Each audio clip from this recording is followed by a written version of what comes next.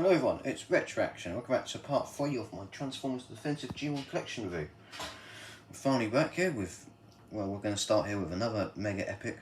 This is Wanted Galvatron Dead or Alive for 1987. And you can see we've got a sound wave on the front there, we've got a picture of Galvatron, Transformers the Defensive G1 collection. This is an issue, this is volume number 8. Yes, back there.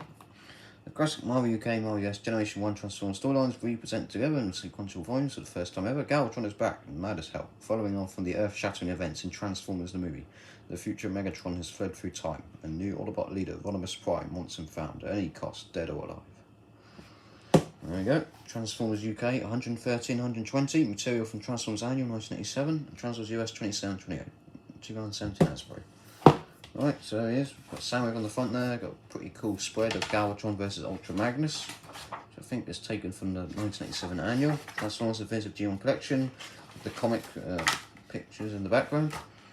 So here we go. We've got all these stories here. And here we go. So this is following on from, well, Transformers the movie and the events of Target 2006. We've got a pretty cool image taken from one of the covers there. Right, so we've got this poster here, which Rodimus Prime has put up, a bounty for Galvatron's head. And we have this bounty hunter, Death's Head, which is a new character. And he's been told the story of what happened in Transformers the movie and everything. And basically Death's Head is going to go and look for answers to try and find Galvatron. And he's going to run into Cyclonus and Scourge.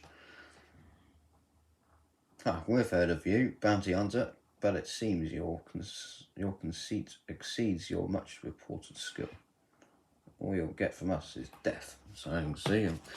But he basically takes care of them, forces them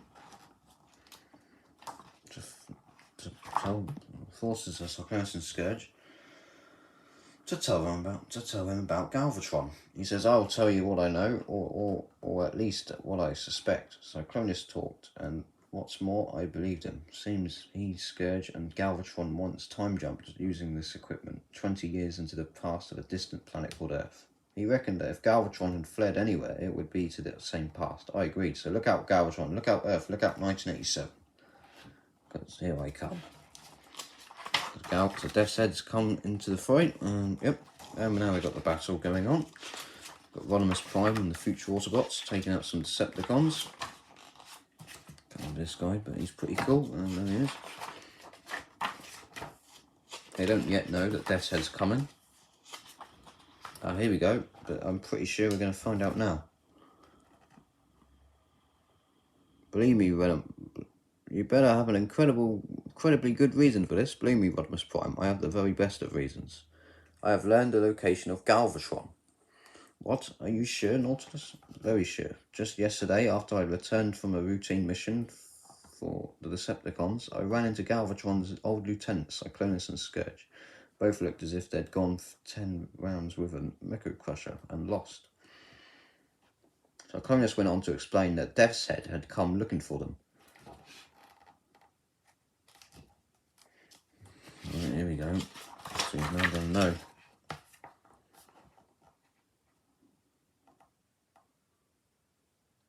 Basically, he's telling him the story, and basically now he's time jumped back into 1987. This is terrible.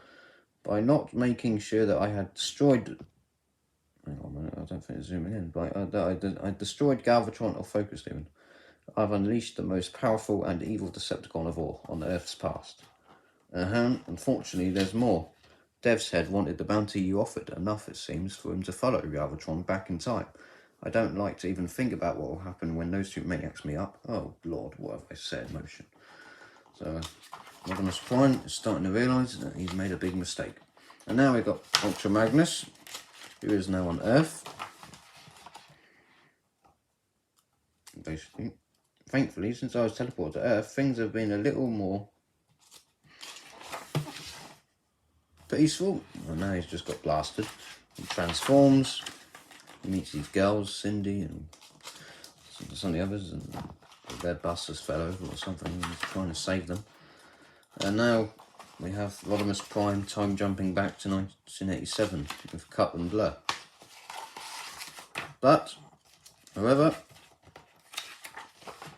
Cindy and the other girls seem to have made a mistake, because I told him who you were, where you were. His eyes, they lost all focus, his expression. He looked so dangerous, so evil, insane. Who, Cindy? Who? Me.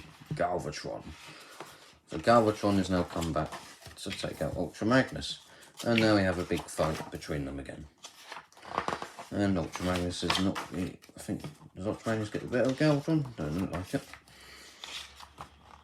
Actually, he does. He does get the better of Galvatron. He's knocked him out here, but he says he hesitates and is lost.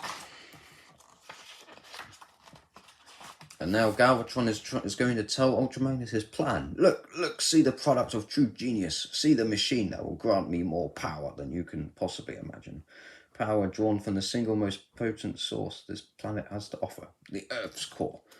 But soon, very soon, the skies will burn once more, heralding by the birth of Galvatron, the god. And now we've got Cindy running into Rodimus Prime. I am Rodimus Prime. Behind me are Cup and Blur. You must believe me when I say, if we can't stop Galvatron and Death's Head, no one can. Now we've got Death's Head going to the Decepticon base. He meets up with Soundwave, takes care of Soundwave, destroys Laserbeak, or damages Laserbeak. And now we've got Rodimus Prime hearing about the whole Earth course. Well, no, we've got Ultra Magnus even, having just heard Galvatron's plan. You're insane, completely and utterly insane. And he's about to throw him off. And here we have it. Because even though it was you, Rodimus Prime, who put the bounty on Galvatron, Death's Head is still going to claim it. Trouble, yes. So, Death's Head has joined in, and of course, even though Rodimus Prime doesn't want to put the bounty on Galvatron's head, Death's Head wants to claim it. That's what we've just seen. So he's not going to stop until Galvatron is his. Right, and now we have Retgar with the destroyed body of Bumblebee, which got destroyed by Galvatron a few issues back. Which I've completely forgot to mention, actually. I think it's when he returned to 1987. Hold on. Here we go, yeah. Oh no, it's Death's Head even. Death's Head destroys him. There we go, dispatches him. Oh, yeah.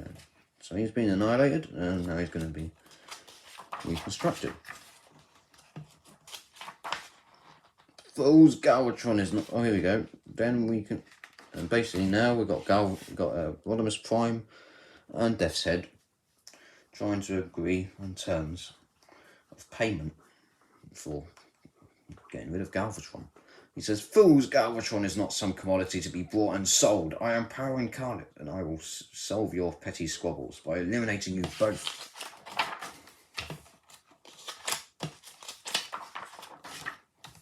And then we got him taking out Rodimus Prime there.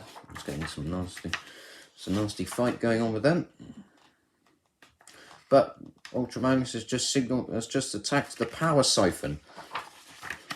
And now that has distracted Galvatron. So long, Galvatron. I figured that explosion means my fellow Autobots are back in the fight. Time to rejoin them, I think. But don't worry, I'll be back for you for round 2 later. That's it, Prime, run. But I'll keep running if I were you. If we meet again, you're dead. I swear it. And now we've got Retgar, who's just recreated Bumblebee. And now where once lay the blasted remains of the Autobot Bumblebee stands Goldbug. So now there's the origin of Goldbug. Now we've got Fire on High. So it's getting pretty intense now, because of course Galvatron is unstoppable. And now Cindy, being, well, good at geography, she's now telling the Autobots, she's gathered all the Autobots around, all the Autobots have gathered around her, and she's telling them about what destruction the power siphon could cause. It says that in turn maybe enough, hang on a minute, let's try and look for that bit up there. Well, it's what Galvatron's plan will do to this planet that's the real problem. Volcano after volcano will erupt, killing thousands. That in turn may be enough to trigger some of the major faults that lie along the west coast of America. The whole of San Francisco could drop into the Pacific. This is terrible, are you sure? Listen, Prime, I got my PhD in geology, so I know that I'm not saying. I know what I'm talking about. I'm not saying it's certain, but it's definitely possible. So of course the Autobots are now more concerned with what Galvatron's power siphon is capable of, rather than stopping him. Well, both of them are an issue. And now we have Galvatron at the power siphon, and he's just been attacked by Retgar and Bumblebee. And now we have them taking them out. But fools, you cannot hurt me, but I can hurt you. And he attacks Goldbug, Bumblebee. And now we've got Ultra Magnus versus Galvatron.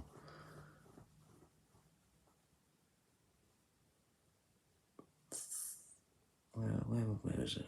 I can't see it. It's too far.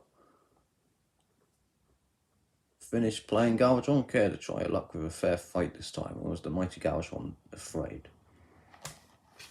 So Ultra Magnus is going to try and buy him some time now. Buy you all got some time. And the end, when it comes, it's swift. Oh, hang on a minute. And Ultra Magnus's dreams of some hard-fought, heroic last stand are soon crushed. And the end, when it comes, is swift, brutal, and final. Next, out of time. Time is running out. Galvatron is unstoppable. Soon I shall. Ultra Magnus is dead, and no one can stop me. No one. The end began mere seconds ago. But Galvatron's just realised that his device to try and travel back has been stolen. And it turns out the Autobots have it.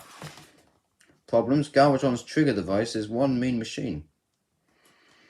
So you can see Retgar is now trying to figure out how to use it. But they've just ran out of time because Galvatron turns up and blasts Rodimus Prime. But Rodimus Prime blasts back. Let's see if I can make things hot for Galvatron with a well-placed Electroblast. So fires his circuits. But Galvatron stumps his head into the ground. But Death's Head comes in. Death's Head intervenes and is about to use his right arm. You can eat Plasma Heart. That's an interesting trick, Bounty Hunter. I wonder if it works as well with your left arm. And Galvatron has just said, well, Galvatron just tore apart Death's Head's left arm. So that's the end of that. I mean, his right arm's just been ripped off. And now we have the realisation that Death's Head is back. The Galvatron, what happened? Death's Head happened, and he brought us the time we needed.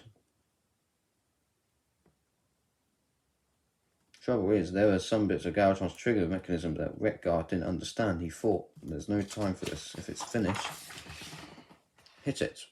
And then all of a sudden, suddenly the storm rages, sweeping away all the combatants on the winds of time.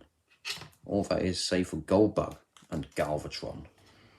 They're really gone. I guess Retgar was wrong. He thought Galvatron had somehow recalibrated his device so he could stay behind. Oops. Galvatron is still there.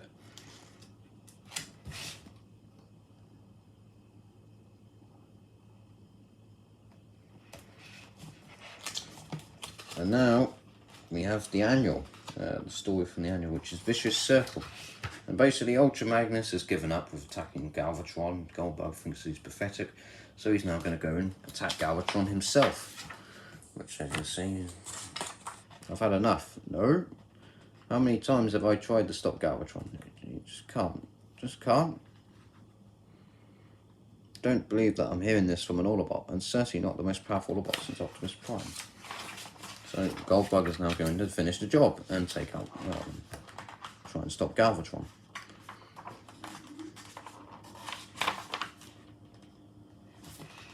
And then Ultra Magnus intervenes. We have a nasty fight yet again. Where did you say again? Anyway, there we go. Can't look for the page. That just means I've got to kill you over again. You should have stayed dead, Autobot. So Ultra Magnus and Galvatron are fighting. Galvatron's just about to activate his power siphon.